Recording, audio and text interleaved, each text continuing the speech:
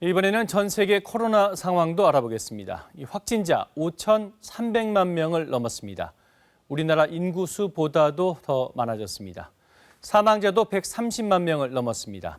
이 누적 확진자를 보면 미국이 여전히 1위이고 인도, 브라질, 프랑스 순입니다. 백신 개발이 임박했다는 소식이 잇따르고 있지만 당장 쓸 수 있는 백신과 치료제는 여전히 없는 상황이죠. 바이러스 확산세는 지난 봄 발병 초기보다 오히려 더 가팔라졌습니다.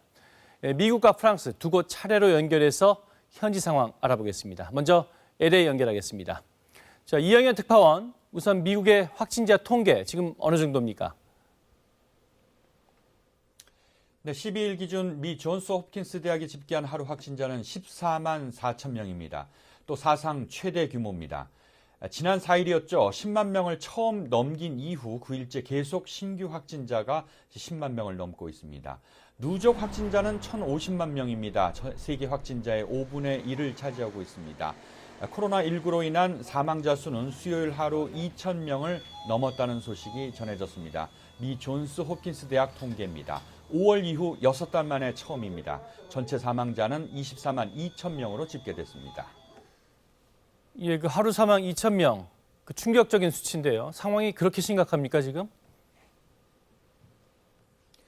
네, 매우 안 좋습니다. 확산 속도가 무척 빠릅니다. 화면으로 설명드리겠습니다. 네, 지금 보시는 이 화면은 미국의 지난 14일간 신규 확진자 분포를 보여주는 그래픽입니다. 위스콘신, 아이오와, 미시간 등 5대호 주변과 캘리포니아, 텍사스 지역을 중심으로 확진자가 급속히 늘어나는 모습을 볼 수 있습니다. 어제 하루 미 전역의 입원 환자 수는 6만 5천 명에 달합니다. 사상 최고치입니다. 이런 상황이면 지금 대책 마련도 굉장히 힘이 들 것 같은데 어떻게 대처하고 있습니까? 네, 여러 곳에서 의료 시스템이 한계 상황을 맞고 있습니다. 일부 도시에선 입원 환자가 넘쳐 헬기를 태워 이웃 도시로 보내고 사망자가 급증해 이동식 영안실을 마련한 상황입니다.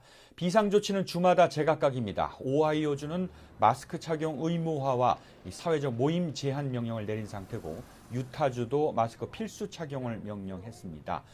뉴욕주는 밤 10시 이후 술집과 식당 영업을 금지했습니다. 하지만 미국의 상당수주는 전면적인 통제 조치를 꺼리는 분위기입니다. 최근 바이든 대통령 당선인의 자문위원이 4주에서 6주간 전면 봉쇄를 언급한 건 이런 상황을 반영한 겁니다. 현재 발등에 불은 2주 뒤 추수감사절 연휴입니다. 미 언론들은 코로나19 감염이 폭발적으로 확산할 수 있는 최악의 시기가 될 거라는 전문가들의 우려를 전하고 있습니다. 지금까지 로스앤젤레스에서 전해드렸습니다.